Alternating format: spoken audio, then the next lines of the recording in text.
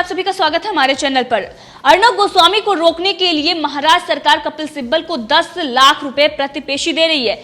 महाराष्ट्र सरकार एक बार फिर बेनकाब हुई है। इससे पहले आपने देखा कि अपनी छवि को सुधारने के लिए महाराष्ट्र सरकार कॉन्ट्रैक्ट कर रही थी, किस तरीके से पीआर एजेंसियों को पैसे दिया जा रहा था, सोशल मीडिया में सरकार की इमेज अच्छी बनी रही, उसको मैनेज किया जा रहा था।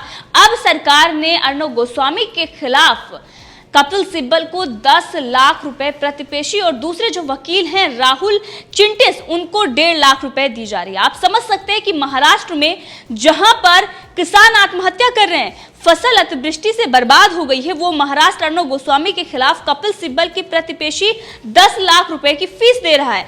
और वहीं पर जब किसानों के पैसे देने की बात आ रही है तो वो सेंटर से मदद मांग रहा है। वो फडणवीस से बोल रहा है कि आप पूछिए सेंटर से मदद के लिए। किस तरीके से आपने देखा कि लॉकडाउन के और कोरोना काल में महाराष्ट्र सरकार अपनी छवि बनाने में जुटी हुई थी। आपने देखा कि बेस्ट सीएम का अवार्ड भी उनको दिया जा रहा था। उस सबको वो मैनेज कर रही थी ताकि वो अपनी छवि को बनाए रखे। उसमें जनता का पैसा बर्बाद कर रही थी, कर्मचारियों को वेतन देने का पैसा नहीं था और आज किसानों को पैसा देने के लिए उनके पास नहीं है।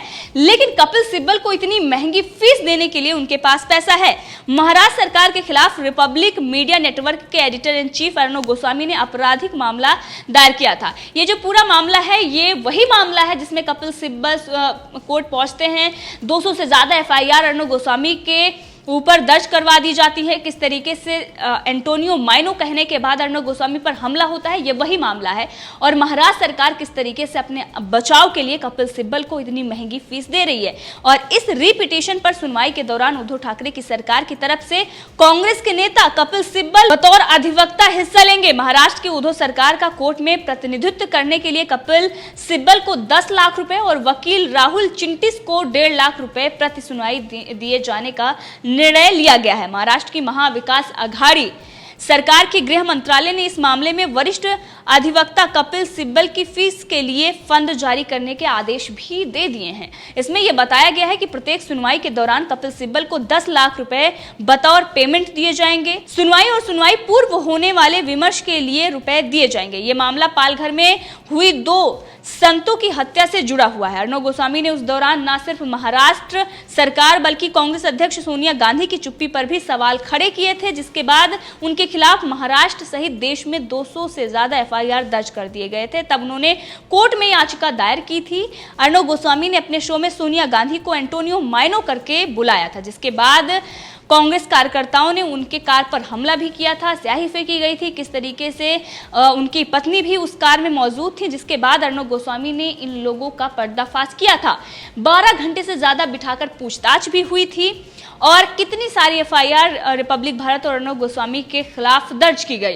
अब जिस तरीके से ये साजिश का खुलासा हो रहा है कि अर्नब गोस्वामी के खिलाफ महाराष्ट्र सरकार साजिश रच रही है, और वहीं दूसरी तरफ अगर हम देखें तो सरकार जनता का जो टैक्स का पैसा है वो कहां पर इस्तेमाल कर रही है, किस तरीके से पानी की तरह बहाया जा रहा है। बेस्ट सीएम का अवार्ड दिया जा रहा था और आज भी सरकार सिर्फ और सिर्फ मीडिया को रोकने के लिए किस तरीके से अर्नब गोस्वामी को रोका जाए कि वो सरकार की आलोचना न कर पाए। कपिल सिब्बल को ले जाकर वहां पर किस तरीके से कोर्ट में अपनी जीत के लिए कपिल सिब्बल को इतनी मोटी रकम दी जा रही है, क्योंकि इससे पहले किस तरीके से करारी हार महाराष्ट्र सरकार की हुई है। उद्धव ठाकरे हर बार, वो बॉम्बे हाई कोर्ट हो या फिर सुप्रीम कोर्ट हो, हर बार इनको फटकार लगी, हर बार इनकी करारी हार हुई और इसीलिए अब कपिल सिब्बल का ये सहारा ले रहे हैं। लेकिन जनता जिस तरीके से इनके जो कारनामे हैं वो देख चुकी है। सोशल मीडिया पर लगातार ये खबर फैल रही है और जनता इस बात को लेकर आक्रोशित है किस तरीके से जो जहां पर किसानों को पैसा देने के लिए नहीं है, जहां पर कर्मचारी को वेतन देने के लिए नहीं है, लेकिन सरकार कहां पर पैसा खर्च कर रही है, महंगे महंगे वकील को कर रही है। और वही कांग्रेस के नेता हैं जिन्होंने एफआईआर दर्ज करवाई थी। तो ये सारी चीजें हैं कि महाराष्ट्र सरकार पैसा कहां खर्च कर रही है, जनता का पैसा किस तरीके से पानी की तरह बहाया जा रहा है।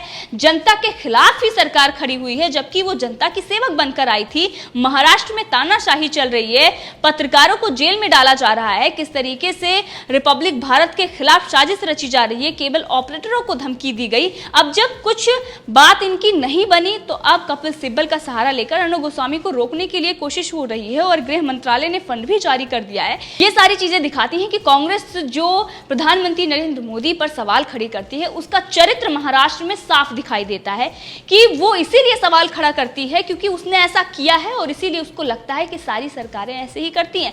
महाराष्ट्र में जिस तरीके से भ्रष्टाचार है, चाहे वो बीएमसी का हो चाहे सरकार का हो, आपने देखा कोविड-19 को लेकर भी भ्रष्टाचार सामने आया था, दवाइयों को लेकर कि कुछ सिलेक्टेड शॉप पर ही दवाइयां दी जा रही हैं। बीएमसी ने जिस तरीके से भ्रष्टाचार किया उस पर भी सवाल खड़े हो रहे थे। किरीट सोमैया ने भी ये सवाल खड़े किए और सबूत भी पेश किए, लेकिन इस पूरे मामले में उद्धव सरकार मौन रही, उसने कोई भी टीका टिप्पणी इस पर नहीं की और अपना बचाव करती रही। लेकिन अब जब बीजेपी के कार्यकर्ता महाराष्ट्र सरकार की तरफ से ना तो मिलने का समय दिया जा रहा है, जब इतनी सारी शिकायतें हैं उनकी, तो राज्यपाल से मुलाकात करते हैं और वहीं बीएमसी को बॉम्बे हाई कोर्ट ने भी फटकार लगाई है।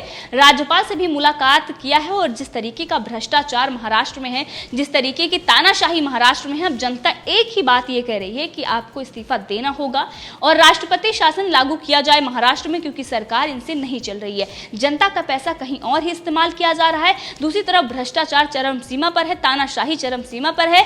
सरकार वहां पर जो ये खिचड़ी सरकार चल रही है, चाहे वो कांग्रेस की हो या एनसीपी की हो या फिर शिवसेना की हो, शिवसेना को पहली बार सत्ता मिली है और इसलिए वो किस तरीके से पावर का गलत इस्तेमाल कर रहे हैं। संजय राउत की बयानबाजी से आप अंदाजा लगा सकते हैं कि किस तरीके का नशा उनके ऊपर सत्ता का है। और वहीं दूसरी तरफ अगर देखें तो एनसीपी और कांग्रेस जो पहले से ही राजनीति में घात रही है और वो किस तरीके से बाज की तरह जो जनता वहां पर है उस पर नहीं बल्कि उन लोगों पर वो कार्रवाई कर रही है, उन लोगों को रोकने के लिए काम कर रही है, उन लोगों के खिलाफ साजिश रच रही है जो सरकार की आलोचना कर रहे हैं, जो सरकार पर सवाल खड़े कर रहे हैं या फिर इनके काले कारनामे हैं उसका खुलासा कर रहे हैं। और इसीलिए अर्णब गोस्वामी ने भी सीधा सोनिया गांधी और शरद पवार से सवाल पूछा था। उन पर उन्होंने आरोप लगाए हैं कि इन लोगों की मिली भगत से इस तरीके से जो महाराष्ट्र में हो रहा है अर्णब गोस्वामी और रिपब्लिक के खिलाफ, उनमें मिली भगत है इन तीनों पार्टियों की। और ये साफ दिखाई दे रहा है कि कपिल सिब्बल को इतनी जो मोटी रकम दी जा रही है सिर्फ और सिर्फ अर्णब गोस्वामी को रोकने के लिए,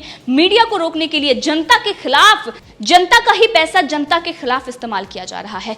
और वहीं बॉम्बे हाई कोर्ट ने एक बार फिर बीएमसी को लताड़ लगाई है, फटकार एक बार फिर बीएमसी को लगी है। जिस तरीके का भ्रष्टाचार बीएमसी में है उसको लेकर भाजपा ने राज्यपाल से गुहार भी लगाई है। लेकिन हम आपको बता दें कि मुख्य न्यायमूर्ति दीपांकर दत्ता और न्यायमूर्ति जीएस कुलकर्णी की पीठ ने बीएमसी से कहा है कि वो कोविड-19 सुरक्षा प्रोटोकॉल का ध्यान रखते हुए बैठक का आयोजन करें। पीठ ने कहा है कि हम बीएमसी को प्रबंध करने के निर्देश देते हैं जिससे कि बैठक में शामिल होने की इच्छा रखने वाले सभी सदस्य प्रत्यक्ष रूप से आयोजित बैठक में शामिल हो सकें और मुद्दों पर चर्चा कर सके, क्योंकि बीएमसी का जो भ्रष्टाचार है वो चरम सीमा पर है। किस तरीके से सामने आई थी, जो मेयर थी उनका भ्रष्टाचार सामने आया था। किरीट सोमैया ने साफ ये सबूत भी पेश किए थे, लेकिन आज तक कोई कार्रवाई नहीं हुई है।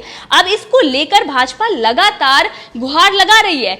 बीएमसी में व्याप्त भ्रष्टाचार और प्रभाग समिति के चुनाव में हुई धांधली की शिकायत को लेकर भाजपा ने राजभवन का दरवाजा खटखटाया है। राज्यपाल भगत सिंह कोश्यारी से भाजपा के एक प्रतिनिधि मंडल ने मुलाकात की और मामले में हस्तक्षेप करने की गुहार लगाई है। प्रतिनिधि मंडल में शामिल महाराष्ट्र भाजपा प्रवक्ता भालचंद शिरसाट के मुताबिक उन्होंने कहा है कि हमने पहले मुख्यमंत्री उद्धव ठाकरे से मिलने का समय मांगा था, फिर उनके समय नहीं दिए जाने पर हम लोग राज्यपाल के पास गए। मुंबई भाजपा अध्यक्ष मंगल प्रभात लोढ़ा के नेतृत्व में बीएमसी में भाजपा के ग्रुप लीडर प्रभाकर शिंदे, विनोद मिश्र, भालचंद शिरसाट आदि राजभवन जाकर राज्यपाल से मिले हैं। अब आप समझ सकते हैं कि किस तरीके का भ्रष्टाचार महाराष्ट्र में चल रहा है। एक तरफ कोविड-19 की दवाइयों को लेकर भ्रष्टाचार सामने आया था और वहीं पर आपने देखा मेयर का भ्रष्टाचार सामने आया था, किस तरीके से उन्होंने अपने पावर का गलत इस्तेमाल करते हुए जो अवैध जमीनों को लेकर घोटाला सामने आया था। और वहीं पर बड़ा घोटाला महाराष्ट्र सरकार का कोविड-19 को लेकर सामने आया था। बीएमसी का जो घोटाला है उस पर भी महाराष्ट्र में सरकार से भाजपा लगातार सवाल पूछ रही है, लेकिन सरकार इस मामले में चुप्पी साधी हुई है और इसीलिए राज्यपाल से मुलाकात की है। और दूसरी तरफ आपने देखा कि किस तरीके से महाराष्ट्र सरकार जनता का पैसा जनता के ही खिलाफ इस्तेमाल कर रही है। इन सभी चीजों से यह साफ होता है कि महाराष्ट्र में अब राष्ट्रपति शासन लागू होना चाहिए, क्योंकि जनता अब लगातार मांग कर रही है कि महाराष्ट्र में जिस तरीके की तानाशाही, जिस तरीके का भ्रष्टाचार चल रहा है, जनता का ही पैसा जनता के खिलाफ इस्तेमाल किया जा रहा है, जनता को रोकने के लिए इस्तेमाल किया जा रहा है। अब महाराष्ट्र में जल्द से जल्द राष्ट्रपति शासन लागू हो और उद्धव ठाकरे को इस्तीफा देना चाहिए, क्योंकि सरकार चलाना उनके बस की नहीं है। दूसरी तरफ एनसीपी और कांग्रेस का जो भ्रष्टाचार रहा है सालों से, वो महाराष्ट्र में साफ दिखाई दे रहा है। उद्धव सरकार की जो नाकामी है वो भी साफ दिखाई दे रही है। इस पूरे मामले में आप भी अपनी राय दे सकते हैं, कमेंट करके जरूर बताएं। अगर आपने अभी तक चैनल को सब्सक्राइब नहीं किया है तो कर लें, ताकि हर अपडेट आप तक मिलती रहे।